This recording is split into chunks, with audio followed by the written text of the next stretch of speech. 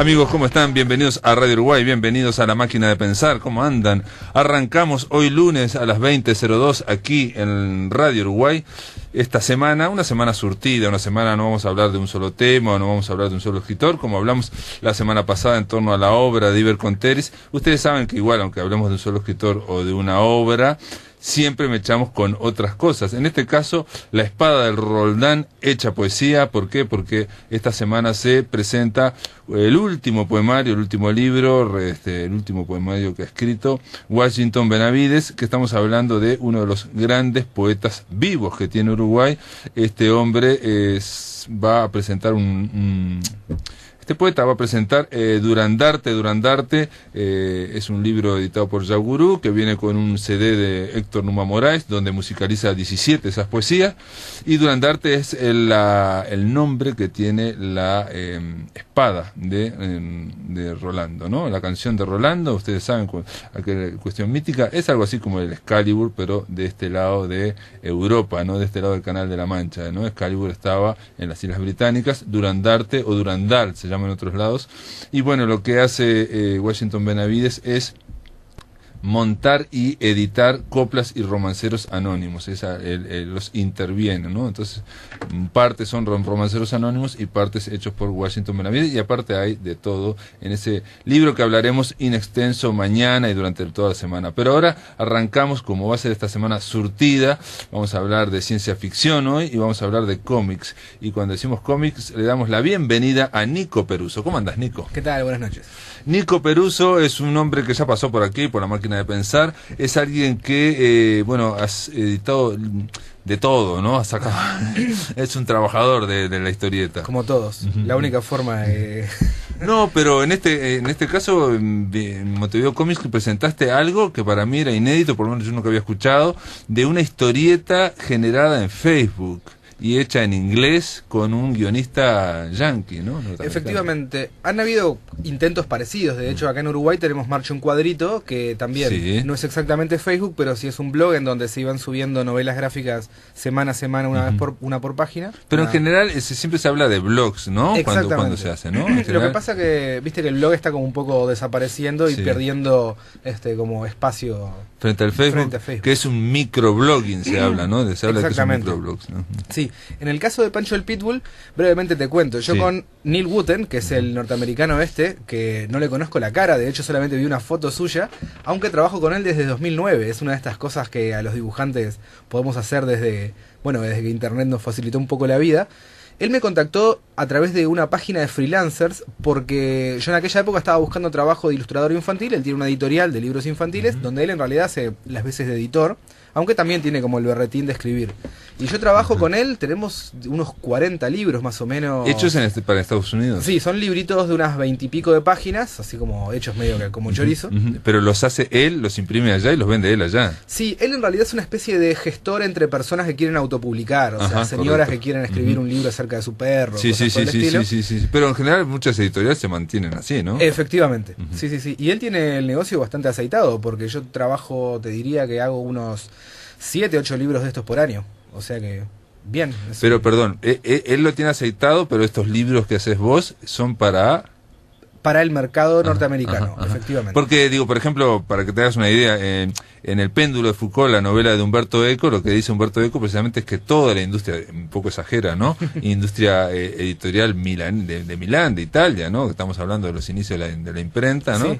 Sí. Se banca básicamente que por un lado hay una gran editorial, y por el otro lado, que se entra por atrás, digamos, eso trabaja para señoras que quieren autopublicarse. Bueno, Entonces, señor... esa es lo que banca la gran editorial prestigiosa. Bueno, este señor hace eso, consigue personas que quieren autopublicar sus libros infantiles, y bueno, nada, es un negocio que le funciona bastante bien. ¿Y vos hacías los dibujos de esos libros infantiles? Claro, él me manda un guión, un PDF, donde hay una pequeña descripción de qué tiene que haber. El perrito está mirando a la luna, y yo dibujo eso y se los voy mandando.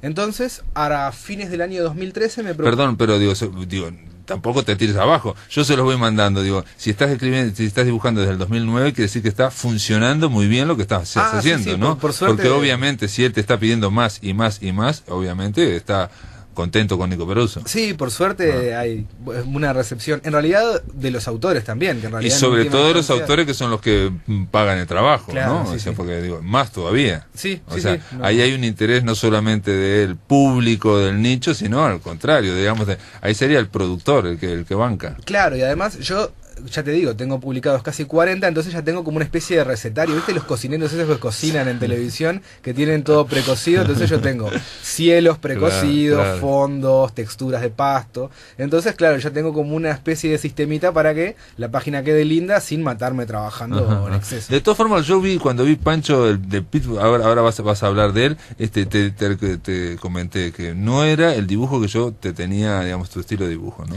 No. Pero puede haber una evolución, no te he visto todos estos trabajos, digamos, ¿no? De hecho, es mucho más parecido a lo que hago para los libros infantiles, más el trabajo en color, que en realidad en Uruguay, como recién ahora se está empezando a publicar un poco más en color, que es por un tema de costos, en realidad imprimir en color es muy caro. La gente intentaba hacer o con cosas en blanco y negro o con una sola tinta. En cambio, los libros infantiles, en las cosas para niños se necesita que sea un color medio vivo para que llamen la atención. Había que hacerlo así. Entonces fui como ganando bastante experiencia en el tema de... Claro, pero no solamente que utilizás todos los colores, sino hay una cuestión hasta de texturas, y hay una cuestión, hay muchas otras cosas que hay una utilización de colores y de superficies que no era la habitual, digamos, en vos, pero en general acá, ¿no? Claro, sí. Yo en realidad quería hacer eso, que fuera algo atractivo, porque Facebook es un océano. Entonces, la idea fuera, para conseguir seguidores, para que esto llame la atención, tenía que impactar mucho a nivel visual. Yo quería que pareciera hecho a mano. Si bien está dibujado a mano, pero está todo coloreado digitalmente. De hecho, esas texturas también son todas digitales. Claro, sí. Pero la idea es que fuera algo parecido como una hojita pintada con una acuarela. Y aparte, digamos, estamos hablando en este caso de Pancho del Pitbull de una especie como de tira cómica. Es una tira humorística, que acá en Uruguay, en realidad, libros que recopilen tira humorística, yo estaba tratando de acordarme, creo que lo último parecido fue Experimento Ponsonby de Yeravide. Lo que pasa que a lo que es una cosa que por lo que recuerdo se publicaba en Brecha hace unos 10, 15 años y después se recopiló en un libro más o menos de este mismo formatito, estos formatos alargados tipo los Mafalda. Tira cómica, estamos hablando de la tira que es Mafalda, ¿no? O sea, son 4 viñetas, ¿no? 5, ¿no? Y donde hay una historia autoconclusiva que es un chiste. Autoconclusiva con un chiste que, por un lado, es algo que acá, en realidad, imagino que la razón por la cual ya no se hacen estos libros es porque no hay medios de prensa que le permitan a los autores publicar. En realidad, casi todos los libros de tira humorística son primero en diario, claro. Sean los de Liniers, los de Gustavo Sala. Es muy raro que un tipo se siente a diosar durante todo un año sino que es recopilación. Y el propio Snoopy, digamos, ¿no? Claro. Todo, digamos, en general. Y de hecho, la historieta surge de eso, ¿no? De Yellow Kid, ¿no? O sea, surge de la prensa masiva donde para llamar un poco la atención se hacía un chiste abajo. Unos pequeños dibujitos, claro. Y acá en Uruguay, como ha cambiado tanto el mercado también de diarios, donde ya no se contrata a dibujantes para hacer tiras, tampoco había demasiado de esto. Pero bueno, entonces con Neil Wooten surgió la posibilidad de hacerlo. Me dijo, mira, ¿te animás a hacerlo todos los días? Le dije que no, porque con el nivel de dibujo iba a ser como demasiado trabajo. Pero me animaba a hacerlo 2 veces por semana. Todos los miércoles y sábados salimos, de hecho... sigue saliendo, si ustedes buscan... Y él te manda el guión y vos tenés, digamos, 2 o 3 días para sacarlo. Sí, ahora desde hace unos meses yo vengo dibujando la de pasado mañana. Cuando arrancamos teníamos como 15, 20 tiras, que me fui como comiendo la ventaja a poquito, y ahora estoy siempre con el agua al cuello, lo cual también tiene como su encanto. Estás como en el deadline, ¿no? Siempre, todo el tiempo. Sí. Pero no, hacer tira humorística es realmente muy, pero muy difícil. Yo por suerte no soy... Por ejemplo, algo que se está editando de tira humorística aquí en Uruguay, una publicación es Búsqueda, que saca Garfield, ¿no? Claro. Garfield es exactamente lo mismo, son 4 viñetas que después si uno las lee una tras de la otra, porque aparte Búsqueda saca 4 de estas tiras, digamos, tienen siempre su coherencia, porque la historia primera, digamos, el chiste primero tiene que ver con lo que está pasando, ¿no? Claro, efectivamente, hay una pequeña narración. En realidad me refería a gente acá en Uruguay, o sea, que autores, digamos. Claro, que no sean contenidos extranjeros. Y hacer tira humorística es complejísimo. Yo había intentado hacerlo hace 3 o 4 años, cuando surgió Marcha un Cuadrito. Me dijeron, bueno, vos has hecho Ranitas, que es una cosa medio humorística. Ranitas, sí. ¿Por qué no haces una tira humorística? Le dije, bueno, la hago. Y resulta que es muy, pero muy complejo, porque vos en una tira humorística tenés que cumplir con los 3 actos de una obra narrativa extensa, sí. pero sí, o sea, por ejemplo, una tira clásica de Mafalda. Mafalda está en el parque con Miguelito, aparece Manolito, pasa algo, el otro le contesta y se terminó. Remate. Entonces es eso, en el cuadrito 1 es el primer acto, segundo acto y tercer acto, y es muy difícil de resumir, o sea, necesitas una capacidad de síntesis que yo no tengo. No, es como hacer una especie de chiste o de cuento de minificción, ¿no? Donde todo tiene que ser no solo condensado, sino que hay que jugar mucho con la información que tiene el lector, o sea, el chiste es con la mente del lector, ¿no? Claro, Mafalda es evidente, ¿no? O sea, hay un pequeño chiste, pero lo completa siempre al lector. Efectivamente, eso al menos a mí me resulta como, no sé, una quimera. Bueno, es un oficio, un oficio, digamos, el propio Quino en su momento después dijo, viste, que estaba automatizado prácticamente, ¿no? A mí me han dicho eso, también yo tengo más relación con Gustavo Sala y le pregunto eso, ¿cómo haces para todos los días vivir? Porque, por ejemplo, Liniers, yo estuve charlando con él en el último Montevideo Comics, pues lo fui a buscar al aeropuerto y me dijo, no, mirá, estuve laburando en una producción y no sé qué, y dejé 40 tiras adelantadas, así que si vos lees todas estas tiras que es el gatito mirando a la luna y que no pasa nada, fueron todo un periodo donde yo estaba medio que robando. Pero no, para mí es... Bueno, Liniers hace otra cosa que es un poco más, a veces poético, ¿no? Donde, yo qué sé, la niña, yo qué sé, anda en una hamaca y mira el horizonte y se terminó. Claro, lo cual también es genial. No, pero es genial, sí, porque ha logrado que el público lo siga. Con eso, además Liniers, yo sí lo leo diariamente, a veces algunas no funcionan, pero vos lo lees en libro y como que te metes dentro del mundo del tipo y de la lógica de los personajes y a mí me encanta, la verdad. Sí, ahí por ejemplo ese el señor sin nombre, ese que tiene la capa, no sé qué. Misterioso hombre de negro, ese está extraordinario, ¿no? Y de repente toda una viñeta es, en vez de hacer las cuatro viñetas, digamos, toda una tira, en vez de hacer las 4 viñetas, es él con la capa que va hasta el final. Claro. Y nada más. Sí. Ese es el misterioso hombre negro. Exacto, pero dentro de la lógica de lo que el tipo te propone funciona muy bien. Bueno, entonces para Pancho el Pitbull en realidad se llamaba el Pit de Brad's Pit. Brad's Pit, que es un chiste que en español lo había pensado traducir como Brad y su Pit, pero capaz que de hecho no me gustaba por varios motivos. Para empezar, por ejemplo, ahora le puedo decir a todo el mundo, este miércoles hay una tira nueva y este sábado otra. Pueden buscarlo en Facebook, pero si vas a buscar Brad's Pit vas a encontrar 48 páginas del actor. Entonces no es tan sencillo de encontrar. Por eso me pareció que a la hora de adaptar, que también fue un tema... Pero aparte, si le decimos quieren ver lo último de Nico Peruso y Neil Wooten, eso está en inglés.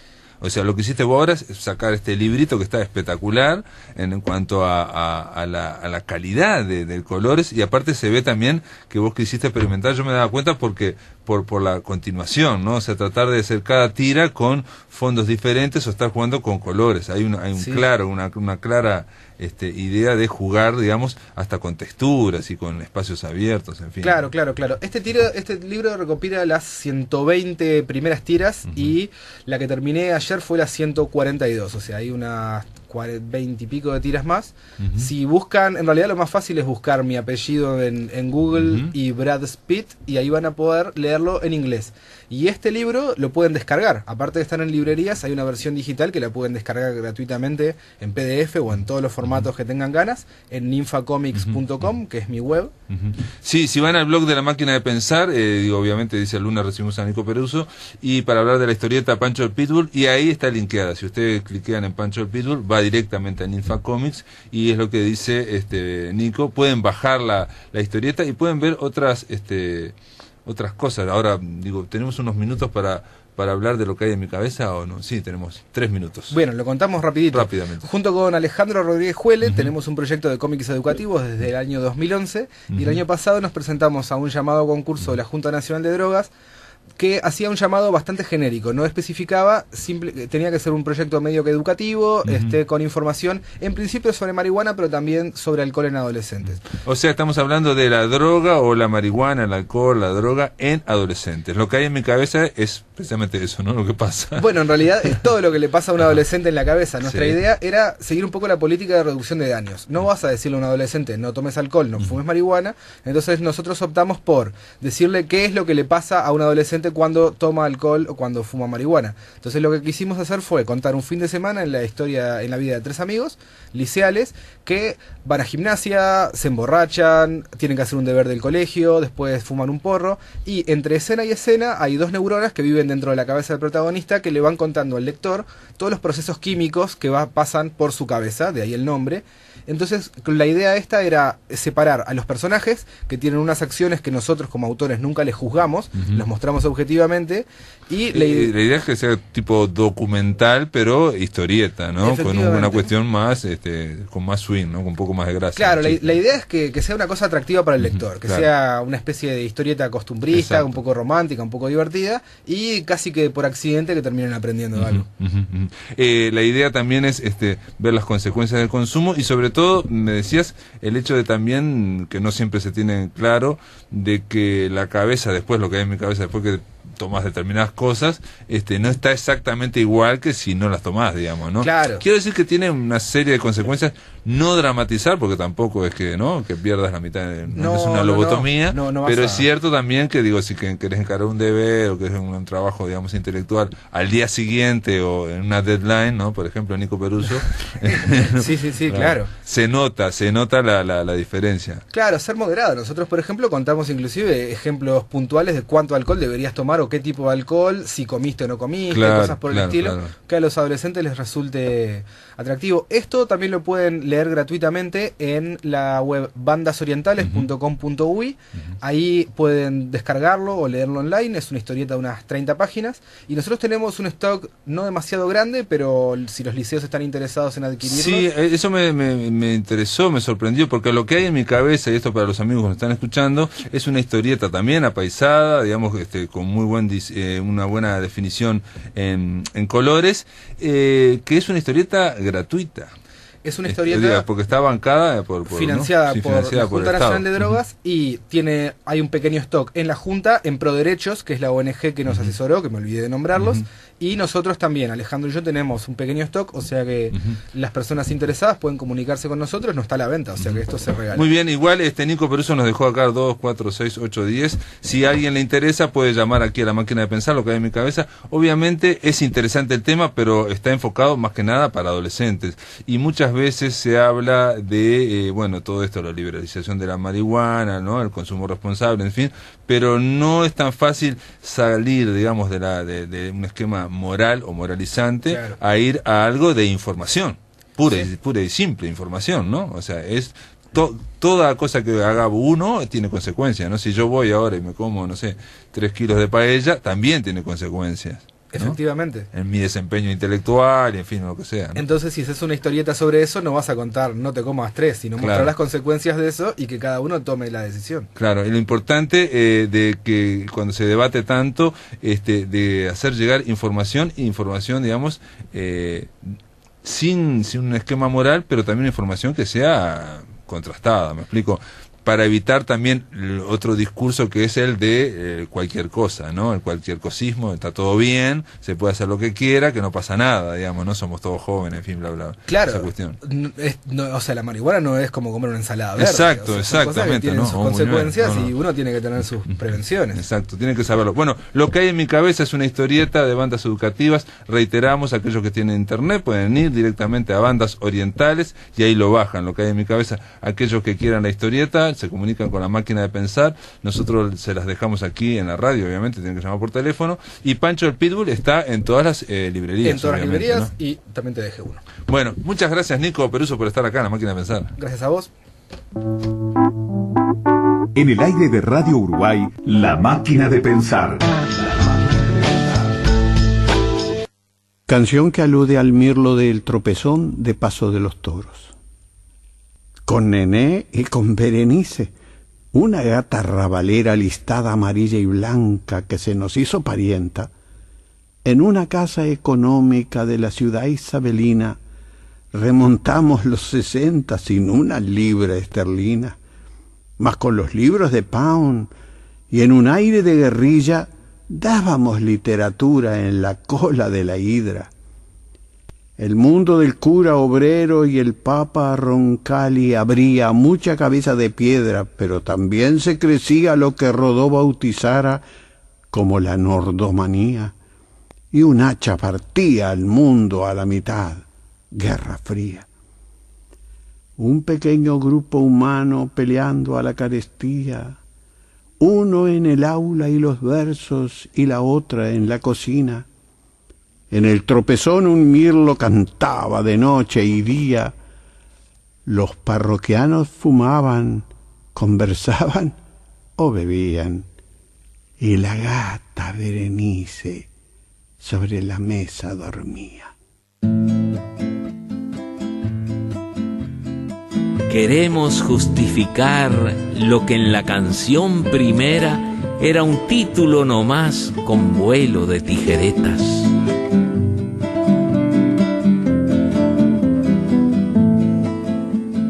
Primas de las golondrinas, las audaces tijeretas, ponen en el pentagrama del alambrado una alerta. O se viene un temporal, o el gavilán anda cerca, y estos pajaritos tienen en su albinegra tijera un corazón corajudo, un aire de montonera. Pero porque andan volando en juguetonas parejas y se topan y persiguen como si fuera una fiesta, es que andan en el vuelo nupcial de las tijeretas. Los pinos al verlas ríen y sus piñas andan sueltas. Los eucaliptos susurran y las majadas de ovejas, las del cielo, marchan juntas hacia las sierras violetas. Los perros le ladran, bueno, es su sonora manera de desearles que hayan ido. Se callan las comadrejas. Pero allá en el alto cielo del Iporá andan inquietas, escribiendo con sus alas versitos las tijeretas. Primas de las golondrinas en vuelo nupcial se alejan. Primas de las golondrinas, las audaces tijeretas. Primas de las golondrinas en vuelo nupcial se alejan.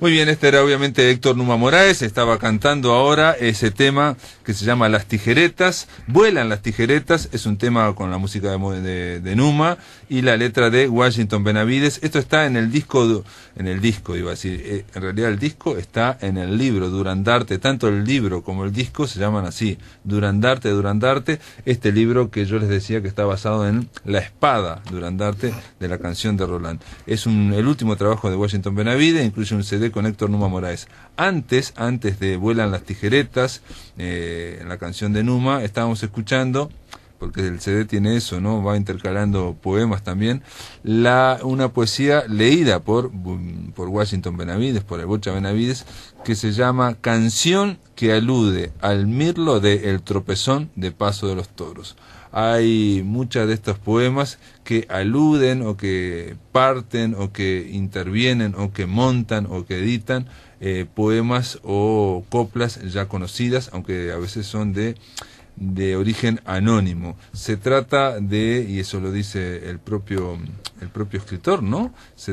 El subtítulo es a ver dónde está el subtítulo que ahora no lo encuentro, 33 diferencias del montajista y el poeta, como que está buscando la diferencia. Las 33 diferencias son los poemas de Washington Benavides en Durandarte. Durante la semana vamos a estar escuchando este disco y mañana vamos a hablar con Agamenón Castrillón y con Washington Bocha Benavides. Bueno, hecha la presentación de la música, pasemos a la acción, pasemos a la ciencia ficción. Vamos a darle la bienvenida a Mónica Marcheski y Álvaro Bonanata. Los dos son coordinadores de Ruido Blanco 3, la tercera antología de ciencia ficción uruguaya. ¿Cómo andan?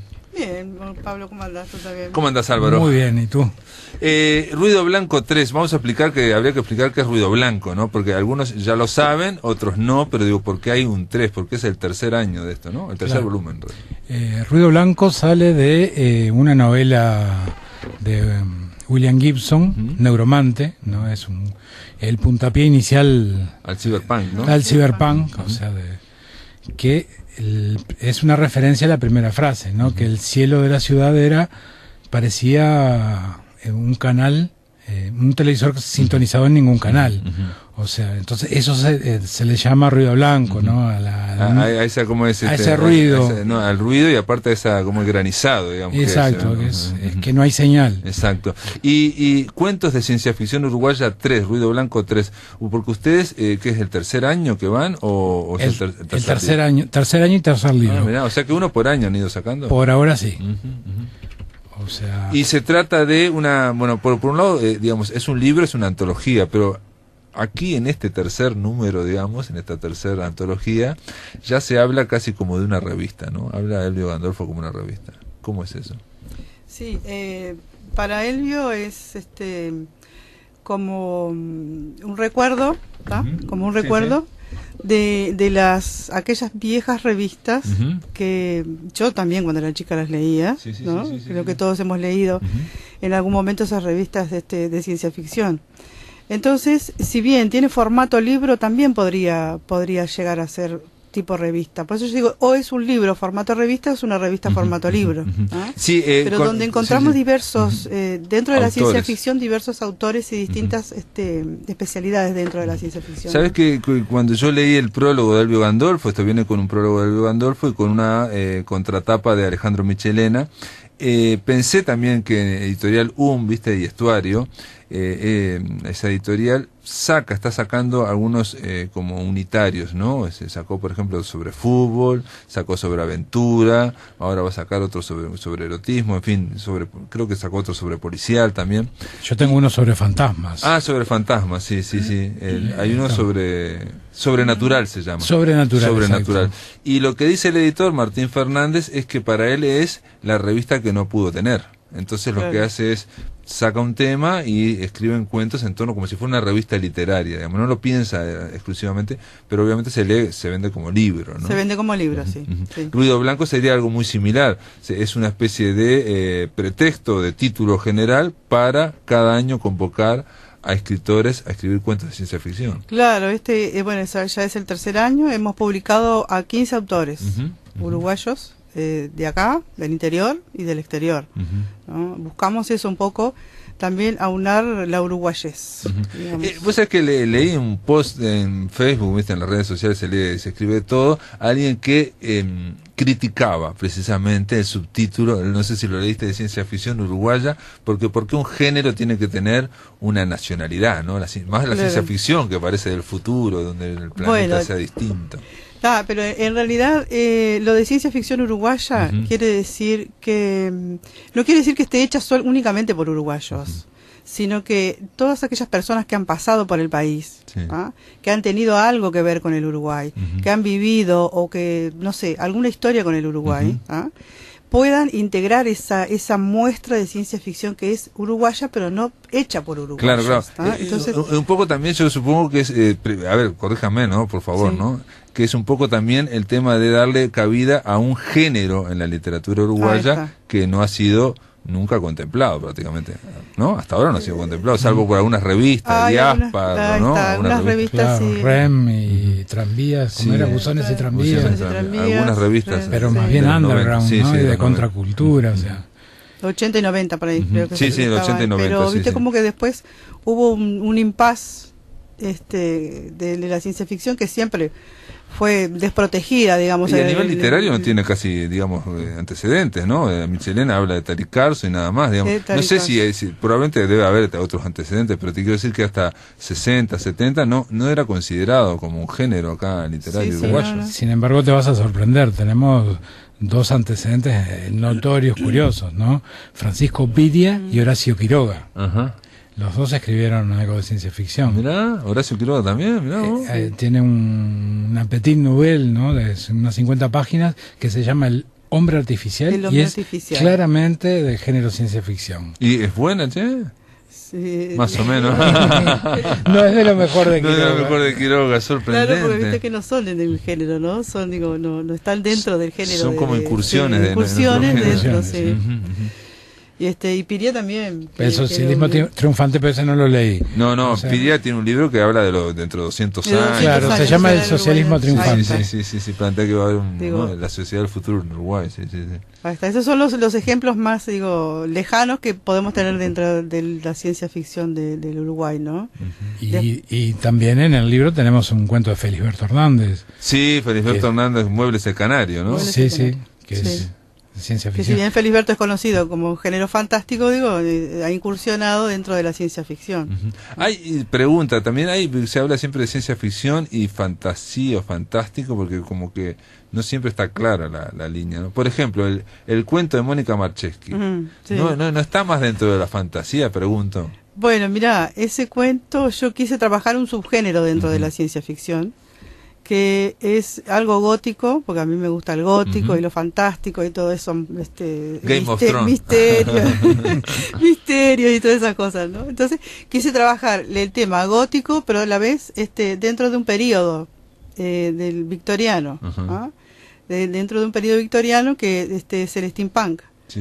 Entonces, El siglo XIX, pero digamos no realista, sino el siglo XIX, steampunk, se le llaman a esa dentro cuestión, ¿no? de la época, digamos, del vapor, del vapor, de los grandes inventos, de la revolución industrial, de los autómatas. Cuando la gente del siglo XIX pensaba que el futuro iba a ser desarrollado por la mecánica a vapor, Ahí entonces está. se imaginaba grandes plataformas, grandes submarinos, Todo por el vapor. todo con mecánico, ¿no? Eso después fue Claro. pasado por la digital, ¿no? Hubo una Sí, revolución sí, digital sí. y Ahí está. Claro, pero el tema es con la mentalidad actual.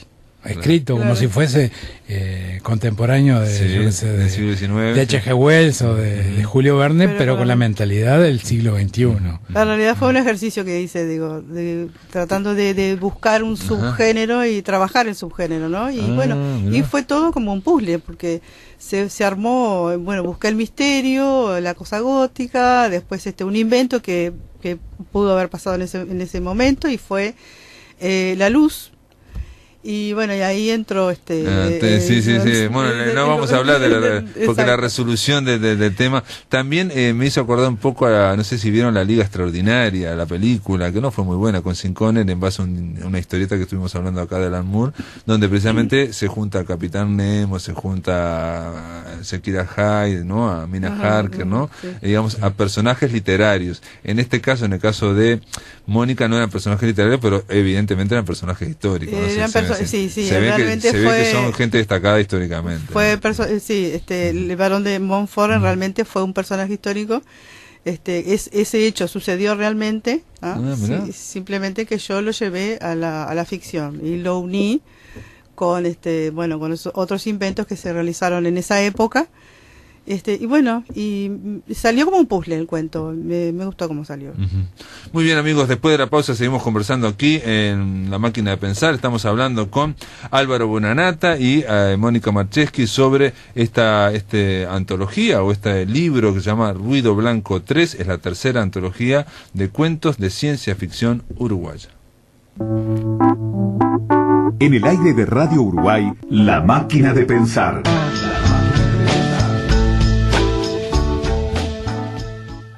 Continuamos, amigos, aquí en La Máquina de Pensar. Estamos conversando con Álvaro Bonanata y con Mónica Marcheski. Los dos son coordinadores de Ruido Blanco 3. Es la tercera antología de la ciencia ficción uruguaya. Estos son cuentos de ciencia ficción uruguaya.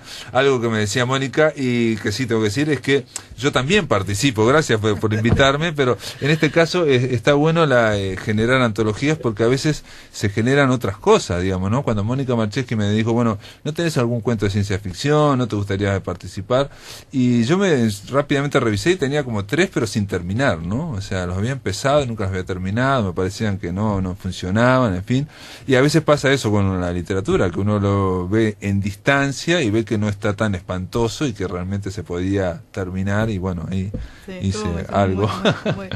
No, y aparte digo, Mónica hizo también de antóloga, porque en cuanto a que me hizo, ¿no? Es una crítica y una devolución, y me dijo por acá no, por allá no, pero yo esto no lo sacaría, y bueno, le hice caso.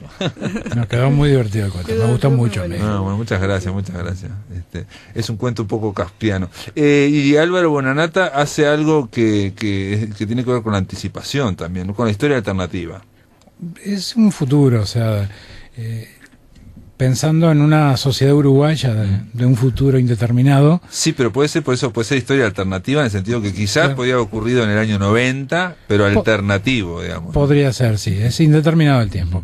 Podría ser futuro o pasado. Pero la tecnología que se usa en el cuento no da la impresión de que sea muy futuro, digamos, ¿no? No. Porque se habla de camiones, de sí, ahí más bien está pensado en un mundo de mujeres. Sí, ese es el cambio radical del cuento, ¿no? O sea, esa es la historia alternativa, pero podía ocurrir por eso en los 90 o ahora en el 2000, porque se usan camiones, Barrocha, van a Tacuarembó, en fin, no sé qué, pero hay un problema con ese ejército. Claro, ahí hay algo secreto con el ejército, que alguien se entera de algo que no debería y pasa algo. Pero es una sociedad donde, pero eso lo podemos decir, digamos, ¿no? Podemos decir, es una sociedad donde todo el ejército, porque aparte no choca al principio el cuento, porque no parece tan raro que haya un cabo que sea mujer, ¿no? O una capitana, ¿no? Porque hay, no en Uruguay, no sé si existe, pero existe en la policía uruguaya, ¿no? Sí. En realidad, la mujer, por suerte, está igualándose al hombre en todo el ejército uruguayo también. En el ejército también. Ajá. Bueno, pero tengo una sobrina que está en Haití, en las fuerzas de paz. Ah, bueno, entonces está, viste, yo no sabía. Entonces digo, no choca tanto que haya un sargento mujer o que haya una capitana mujer, ¿no?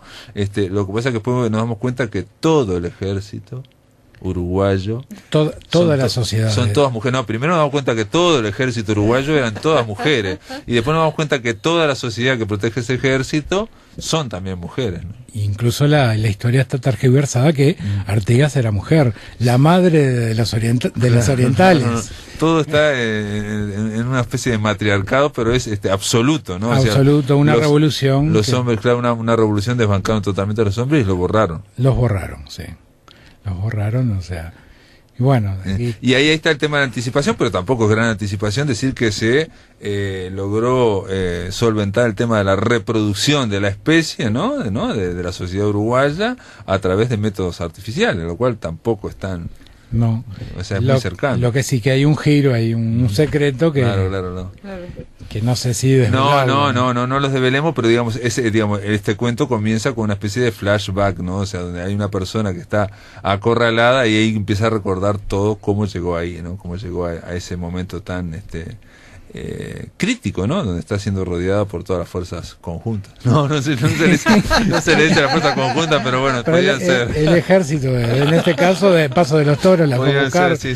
Y Paso de los Toros. La historia se desarrolla básicamente entre el Santa Teresa, el Parque de Santa Teresa y Tranqueras. Ajá.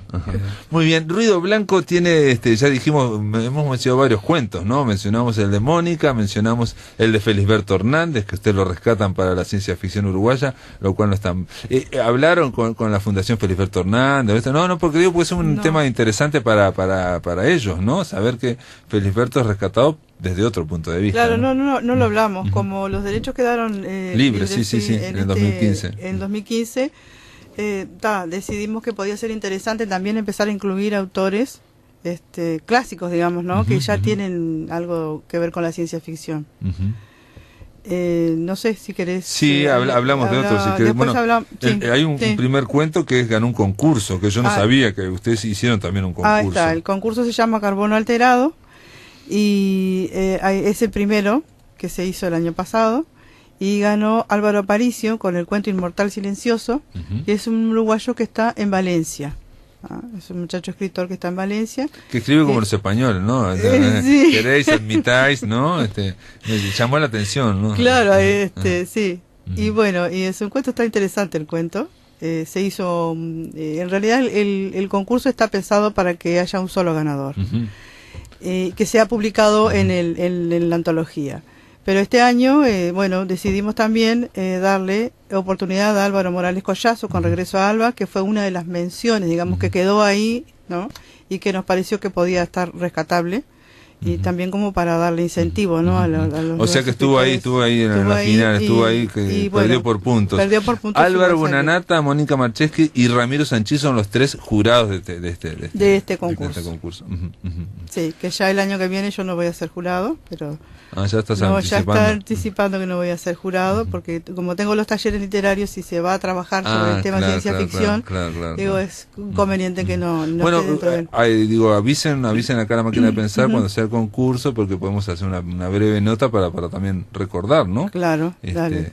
Que se pueden participar. Bueno, después está Álvaro Morales Collazo, ya lo dijimos, este hombre lo conocieron a través del concurso. A través del concurso. Lo cual está bien, ¿no? Sí. Conocer gente que no sea solo gente conocida de la vuelta, sino nuevos escritores. Sí, rescatamos 2, o sea, tampoco a Álvaro, como es, Aparicio no lo conocíamos. Ninguno de los 2 conocíamos. Álvaro Aparicio tampoco lo conocía. Pero ese es el que vive en Valencia, claro. Después está Ana Solari, que es, ya tiene varios libros escritos sobre ciencia ficción, por lo menos su tiene trayectoria dentro de la ciencia ficción. Aquellos libros SAC tenía por lo menos 2 libros en torno a eso, ¿no? Cuentos y novelas, creo que era. Cuentos de SAC, que está también dentro de la ciencia ficción y que, bueno, le pedimos una colaboración, así como te la pedimos a ti también, y bueno, aceptó. Esperanza Casco, después tenemos acá con El viento sopla loco allá arriba. Es una historia que está dentro de, digamos, de los años de depresión del Uruguay, ¿no? Y es una ficción dentro de esa época. De los fines de los 60, ¿no? Sí. Y Esperanza es una doctora uruguaya, pero que trabaja en Argentina y Uruguay, o sea... vive mayoritariamente en Buenos Aires. Pero ella no está tampoco dedicada, bueno, ninguno de estos está dedicado solo a la ciencia ficción, ni mucho menos, ¿no? O sea, son escritores que incursionan en el género. En el caso estoy pensando de Ramiro Sánchez, ha salido que digamos, está siempre jugando, no digo que juegue siempre con la ciencia ficción, con lo fantástico, con los mundos paralelos, ¿no? La realidad alternativa, las ucronías, todo eso le interesa a él como forma de hacer su literatura, ¿no? de los escritores que está así dentro de la ciencia ficción. Pedro Peña es alguien que le interesa más bien, digamos, la parte de fantasía, ¿no? Fantástico, ¿no? Porque tiene el libro Eldor, por ejemplo. Que ganó Banda Oriental, primer premio, y está en esa cuerda, me parece. Y escribe policiales también. Como es en la serie Roja, creo. No sé si no sacó Cosecha Roja 5 títulos, creo que sacó. Bueno, puede ser 3 o 4. Y están filmando una película de él, de la película, que ahora acaba de ser editada acá en Uruguay. Así que son autores que incursionan dentro de la ciencia ficción. Después está... Y que conocen las dificultades para publicar ciencia ficción. Claro. Sí, en realidad, digamos, no van a buscar a los escritores solo de ciencia ficción, porque no sé si hay muchos ahora, en realidad, pero está bueno unirlos en este prisma, ¿no? Que es el género. Claro. Y después está tu cuento, La Doctrina Nen, que a mí me gustó mucho, sobre todo para esas reglas, ¿no? Que nos imponemos nosotros y que decimos que hay que cumplirlas sí o sí. Digo, es como una sociedad automática, ¿sabes? ¿Cómo se me pareció? Como si fueran aquellas grandes masas de metrópolis que van... claro, sí, metrópolis, Brasil también. Yo pensé en Brasil, me hizo acordar a Brasil de Terry Gilliam. Sí, porque hay también un tono también un poco humorístico, ¿no? ¿no? Digamos, de medio paródico, medio absurdo, ¿no? Así como ves, tenemos distintos autores que, bueno, que no solamente escribimos ciencia ficción, sino que estamos en distintos géneros. Y y unidos, y ya estamos preparando el 4, digo, como que ya va a salir, ¿viste? El cuarto. Esto hay que decirlo, que fue presentado en la Feria Tecnológica del Uruguay, en el LATU, y que hay que decir también que yo estuve en la presentación, me sorprendió, ¿no? Me sorprendió, quiero decirlo acá, entre los micrófonos de la radio, me parece genial que gente de la literatura busque otras asociaciones, ¿no? Con otros elementos, con otros, círculos o formas de que hay en la sociedad. ¿Qué quiero decir esto? La Feria Tecnológica LATU está específicamente para la parte tecnológica, ¿no? Sí. Pero van ustedes, vinculan la literatura y la sacan, digamos, de ese gueto que hay a veces de las ferias de los libros, de feria de libros. Y vi una presentación donde había gurises del Liceo de Carmelo, pero aparte yo lo comentaba, se lo comentaba a mucha gente, una presentación donde fueron servidos con café, con leche y con masitas de confitería, digo, ¿no? Claro, o sea, no existe una presentación así en Uruguay, ¿no? Ni en Argentina. O sea, muy buena, entonces los gurises, si uno está comiendo masa de confitería, te van trayendo cosas, vos te quedás a ver la presentación y quedás tranquilamente, y había un gran ambiente, ¿no? Sí, estuvo muy lindo, muy interesante. Estuvo, sí. Los chiquilines como que se entusiasman también con esto de la ciencia ficción, ¿no? Capaz que se acercan más a ellos que... Claro. A la juventud que a las personas mayores. Puede ser, pero digo que el tema de vincular con asociaciones que normalmente no tienen su interés primero en la literatura, ¿no? Pero claro, pero que a ellos también les interesa por su parte, obviamente, bueno, vincularse con la literatura. Está muy bueno eso, ¿no? De ir a buscar, porque yo supongo las masitas la habrá puesto la Feria Tecnológica, claro, ¿no? No, MM Ediciones no se lo habrá puesto, ¿no? Normalmente las editoriales uruguayas no ponen nada, ponen un poco de un vaso de vino, en fin.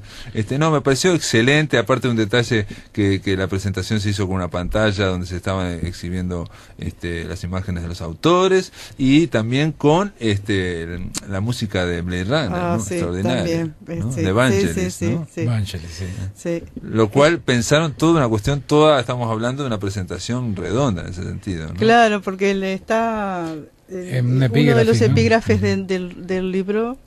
Sí, el famoso monólogo de Roy. Lágrimas en la lluvia. Del Roy Batty, ahí va, Lágrimas en la lluvia, ¿no? Que dice: he visto cosas que los humanos ni se imaginan. Naves de ataque incendiándose más allá del hombro de Orión.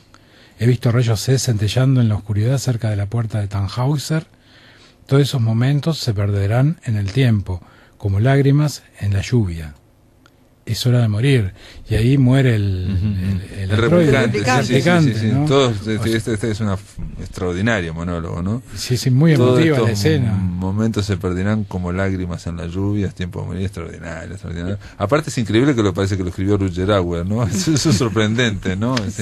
Es increíble que el propio actor lo haya cambiado, pero él lo cambió, le agregó algunas cosas y se convirtió en una de las escenas míticas, de una película mítica, ¿no? Sí. Hace muy poco vi una documental, precisamente Ramiro Sanchís me la recomendó, que son casi 3 horas sobre cómo se hizo Blade Runner, sobre el rodaje de Blade Runner, y es muy interesante porque se hizo en condiciones muy, pero muy complejas y de muchísima dificultad. O sea, cuando decimos dificultad, estamos hablando de una gigantesca dificultades. O sea, por ejemplo, continuamente se le estaban a punto de cortar la película porque se le habían pasado el dinero, o por ejemplo el director se le acaba de morir en una tragedia al hermano, o sea, y tenía que continuar la película, así, una serie de cosas.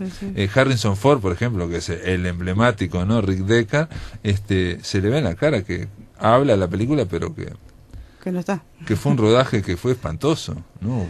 Muy físicamente, con muchas complicaciones, ¿no? Increíblemente a veces pasa eso, embargo, ¿no? ¿viste? Pasa eso. La importancia que tuvo, ¿no? Digo, hay un antes y un después, ¿no? Digo, sí, Blade Runner sigue viviendo, ¿no? Es increíble esa película. Ni ellos. Dice que ellos se dan cuenta, ¿no? Susana Yu dice que nos damos cuenta que estamos haciendo una gran película, pero estaban muy en condiciones extremas, digamos, de grandes dificultades, ¿no? De lluvia, cuando las moja, entonces todo eso, ¿no? O por ejemplo, cuando salta el edificio, el Rick Deckard, ¿no? Que salta el edificio y se cae, ¿no? Que queda agarrado. Eso fue por casualidad, y entonces como les gustó, digamos, el especialista que tenía que hacer, no pudo saltar y estuvo ahí, se le hicieron hacer varias veces más. ¿No? Porque se resbala, ¿no? Es brutal. Y se resbaló por la lluvia y lo que le empapaba En fin, Blade Runner me encanta, acá hablamos una semana. En fin, Mónica Marcheski, Álvaro Bonanata, gracias por estar aquí, gracias por seguir, gracias por la invitación también. Gracias. Ruido Blanco 3, cuento de ciencia ficción uruguaya. ¿Esto está distribuido? Sí, lo está distribuyendo Guzzi. O sea que está en todas las librerías. Pueden pedirlo, amigos, Ruido Blanco. Digamos, damos fe aquí que más o menos, salvo el cuento mío, son cuentos todos muy interesantes. Y el cuento de Pablo está muy bueno y son de muchas estéticas distintas, eso es lo bueno también, ¿no? Es decir, no estamos hablando solo de ciencia ficción, digamos. El cuento de Mónica transcurre en el siglo XIX, por ejemplo, para que vean, son distintos, sí.